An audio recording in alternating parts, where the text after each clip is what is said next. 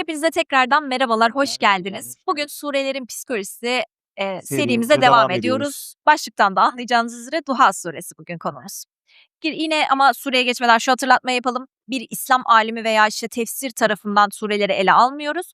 Kesinlikle psikolojik yönüyle ele aldığımızı söyleyeyim psikolojik danışman olarak. Şimdi hocam Duha suresi, Duha kuşluk vakti demek ve bu surenin bir iniş sebebi var aslında. Peygamber Efendimiz sallallahu aleyhi ve selleme ayetler inmeye başladıktan sonra vahiy geldikten bir süre sonra bu vahiy kesiliyor. Ve Peygamber Efendimiz sallallahu aleyhi ve sellem de ben bir hata mı yaptım, vahyi doğru iletemiyor muyum acaba diye üzüldüğü ve sıkıntıya girdiği bir dönem var. Ve ondan sonra bu sure iniyor. Ki bu gayet doğal. Hani belki benzetmem yanlış olabilir ama iki dost arasında güzel muhabbet varken bir anda böyle bir şeylerin kesiliyor olması, muhabbetin azalıyor olması, birlikte vakit geçiremiyor olma durumu insanda şüphe uyandırır. Ben mi yanlış mı yaptım? Ben sevdiğimi kırdım mı? Ben gönlüne şüphe mi düşürdüm diye insan kendini sorguladığı bir duruma geçer. O yüzden gayet güzel bir Kesinlikle. giriş. Ve şöyle 1. ve 2. ayeti direkt birlikte ele alacağım. Kuşluk vaktine andolsun, karanlığı çöktüğü vakit geceye andolsun ki burada sükûn diye çeviren mealler de var. Onu da hatırlatayım Burada aslında tekrardan. depresyona çok güzel bir Evet, açıklama getiren bir şey oluyor. sıkıntı ve Evet. depresyon gibi Yani konuyu. hayatta her zaman, acele bir şekilde gelişemeyiz. Her zaman, büyüyemeyiz. Bazen duraklama, o karanlıkmış gibi gözüken şey aslında bir ruhun restorasyonudur. O vücudun restorasyonudur. Hani sana bir orada anlam verir, bir şey anlatır. Hani dinlen biraz, toparlanıyorsun, güçleniyorsun. Hani iyileşmek dinlenmekle beraberdir. Hani koşucular bile o maratondan sonra koştuktan sonra dinlenirler ki yollarına devam edebilsinler. Buradaki karanlık da aslında onu anlatıyor ve karanlıktan sonra da o kuşluk vakti aslında bir bakıma ödülü oluyor diyebiliriz sürecin, depresyondakiler için de. Evet ve depresyonda şöyle bir durum vardır bu arada.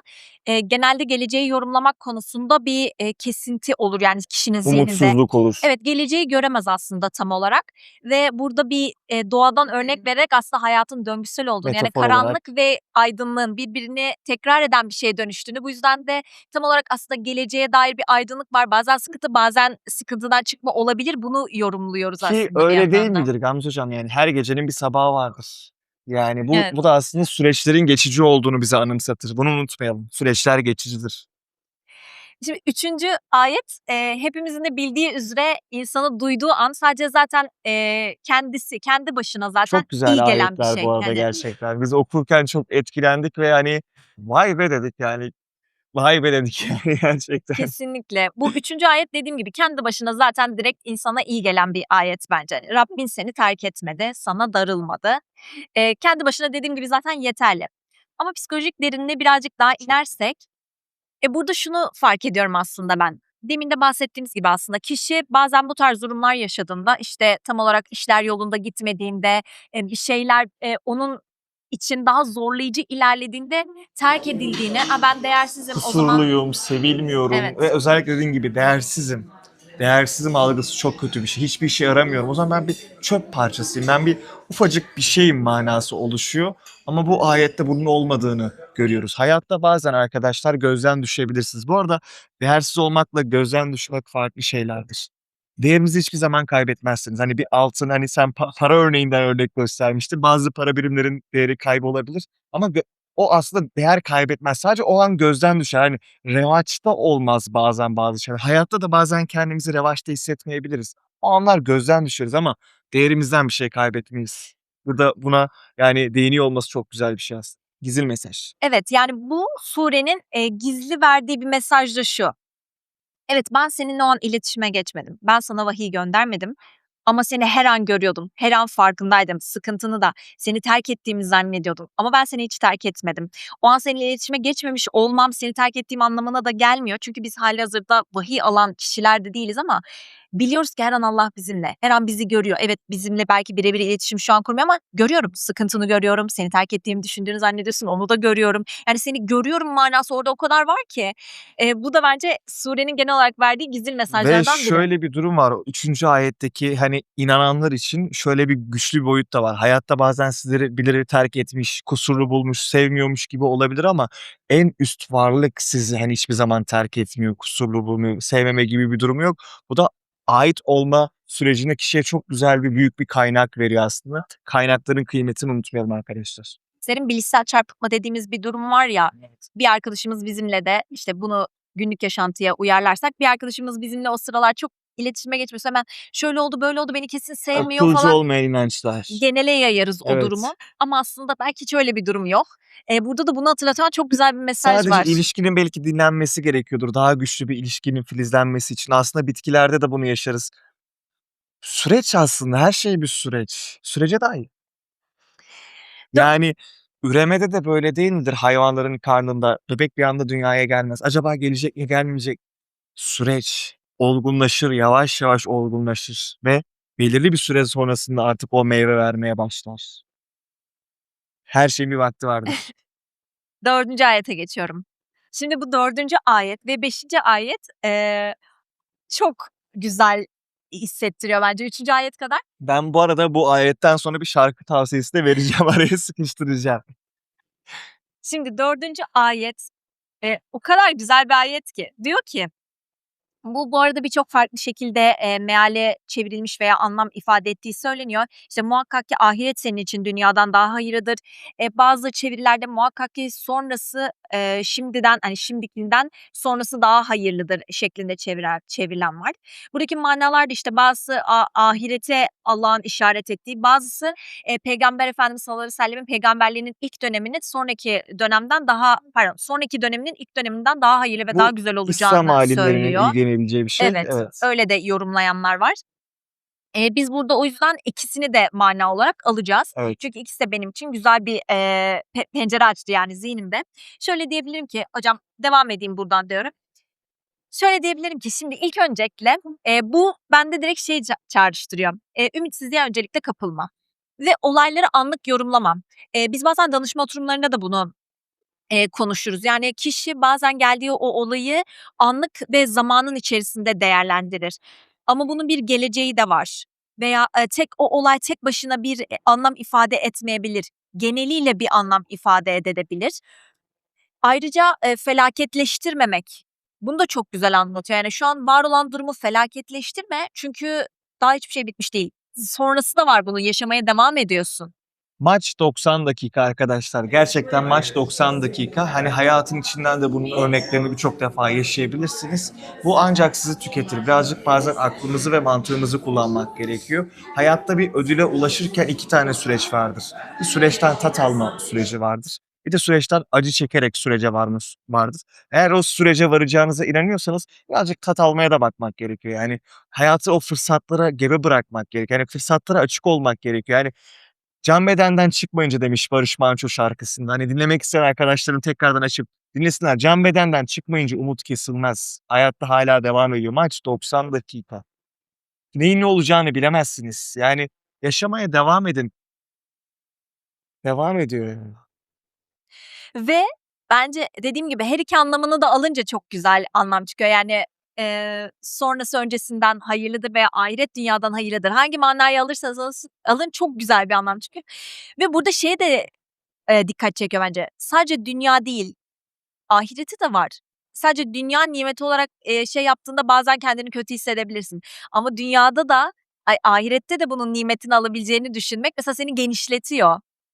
Dünya çok kısıtlı bir yer çünkü, insan için. İnsanın ruhu çok daha geniş bir şey çünkü. Bir de hocam Sadece dünya onu çok kısıtlayan, dar alanda tutan bir şey. Ahiretin olabilmesi onun ruhunu genişleten, açan bir şey. bir de sürecin süreci var. Yani şöyle bir diyelim ki savaşlar üzerinden örnek vermek istiyorum.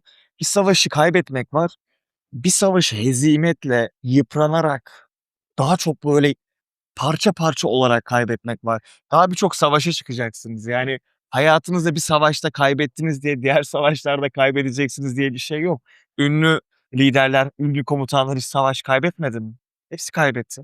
Ama onları ünlü yapan, başarılı olan yılmamış olmaları oldu. Çünkü hayat tek bir savaştan ibaret değil. Bir sürü savaş var ve her savaşın insanoğluna getirisi bambaşka bir şey. Biz burada yıpranmamaya özen göstereceğiz. 10 kaybetmek varken 20 kaybetmeyeceğiz. 10 kaybetmek varken belki 8-7 kaybedeceğiz. Yine kaybedeceğiz ama kaybederken kazanacağız. Bunu unutmamak gerek. Bu surede en sevdiğim, ayetlerden biri bu oldu. Bu Bilmiyorum çok size de derin. aynısı gelecek mi, aynısı hissettirecek mi bilmiyorum. 5. ayetinde diyor ki, Şüphesiz Rabbin sana verecek, sen de hoşnut olacaksın. Ya bu kadar güzel bir temenni ki bu arada. Yani diyor ki verecek ve sen hoşnut olacaksın. İyileşmeyi anlatıyor. Aşırı güzel ya. Minnettarlığı anlatıyor. Sürece olan güveni anlatıyor. Biz Gamze hocamla konuşurken şeyi düşündük. Diyelim ki bir doktora gittiniz, hastalığınız var ve o size grip olmuşsunuz ve ilaç yazıyor. Çoğumuz doktorlara güveniyoruz. Bazen plasebo etkisi diye bir kavram bile var alanda. Hani sürece inanıyor olmak, güveniyor olmak ve gerçekten inandığın zaman o sürece iyileşmen daha kolay gerçekleşebiliyor. Çünkü kendine inandırıyorsun ve o süreçte acı çektiğin sürece yani sabır göstermeye başlıyorsun. Çünkü şunun güvenliği var, şunun iç huzuru var. Ben iyileşeceğim. Ben iyi olana doğru yaklaşacağım. Böyle bir güzelliği var. Bende de şu, anlamı çok ifade etti bu arada. Rabbin sana verecek, sen de memnun olacaksın. Sen de bundan hoşnut olacaksın diyor. Biz bazen hayatta yaşarken, bize verilen nimeti tek bir şey üzerinden nitelendirdiğimizde, bazen şükürsüz olabiliyoruz, bazen nankörlük yapıyor olabiliriz. Ama burada görüşü birazcık genişletmek de gerektiği ni düşündüm. Bakara suresindeydi galiba. Orada da diyor ya, hayır görünende şer, şer görünende hayır vardır. Allah bilir siz bilemezsiniz diye. Biz bazen o kadar çok kendi, zihnimizdeki hayra odaklanıyoruz ki seçtiğimiz şeyin hayırlı ve düzgün olan olduğunu ve bizim için nimet olabilecek olanı olduğunu zannediyoruz. Ama, işte, Kur'an'ı bütünsel ele almak da bazen güzel çünkü bu yüzden. Bazen her Şöyle nimet bir sandığımız bizim için, güzel ve hayırlı olan da olmuyor olabilir. bazen dediğin nokta çok güzel. Hayattan bir örnek vereceğim. Üniversitedeyken bir otobüse yetiştim diye çok sevinmiştim, tamam mı? Koşu koşu yetiştim ve "Lan ne şanslı adamım ha." dedim. Otobüse giderken otobüs kaza yaptı. Yani arkadan bir anda ben bayağı koridora doğru uçtum. O sevindiğim şey benim için, hani, korku dolu, endişe dolu bir hâle, mal olmuştu. Bazen de üzüldüğüm bir durum benim için sevinç hâllerine vesile oldu. Yani burada kız zaten nasıl duygulandı. Yani gerçekten hayatta böyle durumlar yaşanıyor. Neyin ne Yaşanıyor. olduğunu bilemiyoruz. Nimeti tam olarak kendi hayatımızda da somutlaştırmak önemli. Bu danışma oturumunda yine psikolojiye oradan geçiş yapalım. Danışma oturumlarında da gelip biri bize şey diye söyledi işte ben mutlu olmak istiyorum. Tamam da mutlu olmak ne Hazırız. demek? Ve işte mutlu olmanın tanımını yaptırırız, somutlaştırırız. Ne zaman mutlu olduğunu anlayacaksın. Yani ne olduğunda. İlk önce bir onu şey alana çekelim. Mutlu olmak ne demek? Ve sonsuz mutlu olmak diye bir şey var mı? Yani sürekli mutlu olmak diye bir şey var mı? Somutlaştırırız. Burada da nimeti kişinin kendi zihninde somutlaştırması önemli aslında. Yani, Kesinlikle. somutlaştırmaktan kastettiğim dediğim gibi yine kısıtlı alanda tutmak değil asla ama ne? Ben sadece Gerçeğe dönüştürmesi biraz daha. Ne istediğini biliyor olması, neyi evet aradığını biliyor olması. ya da bazen sadece aradığın şeyin de nimet olduğunu düşünmemek. Siz mesela diyelim ki bir ev istiyorsunuz ama o sırada Allah önünüze çok güzel insanlar çıkarır, işte, ne bileyim, başka bir iş fırsatı çıkarır falan. Siz ama sadece eve odaklandığınızda bu ev olmuyor. Yani niye benim duam kabul olmuyor, niye Allah bana vermiyor, başkalarına bak ne güzel veriyor gibi düşünebilirsiniz. Ama aslında belki orada nimet olarak verilen şeylerin, tamamına açık oluyor olmak. Çünkü Allah ayetinde ne diyor?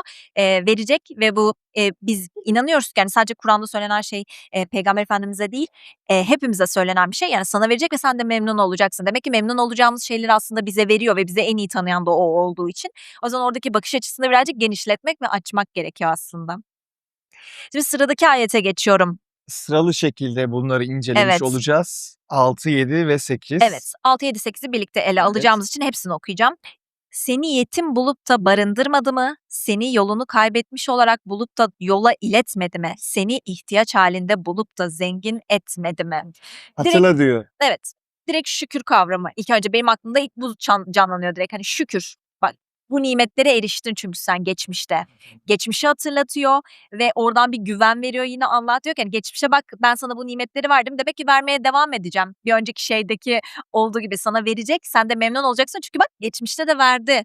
Yani o birbiriyle o kadar bağlantılı ki. Aslında bu günümüzde kişinin kendinden şüphe duyduğu, korku duyduğu zamanda aslında oturumlarda da bunu şey yaparız. Kaynak hatırlatması, anı hatırlatması. Kaynakların vardı. Bak sen bunu daha önce başarmıştın. Sen şurada şunu yapmıştın. Sen şu zorlukları atlatmadın mı? Tek başına başarmadın mı? Hani kimsenin haberi yoktu ama belki bir sürü korku vardı çocukluğundan yetişkine. Sen hepsini atlatmadın mı aslında? Evet. Başarmadın mı? Başarmadınız mı? Birçok zorluğu atlatmadınız mı? Sınavlardan korktunuz. Olmadı mı? Oluyor. Bunu hatırlatıyor burada. Ve sonraki devamında gelen ayetler de yine tamamlayıcı oluyor diğer ayetlere. Diyor ki öyleyse sakın yetimi ezme, sakın isteğini azarlama, Rabbinin nimetine gelince işte onu anlat. Şimdi ben bunu direkt okuduğumda aklımda yine ilk canlanan şu oldu.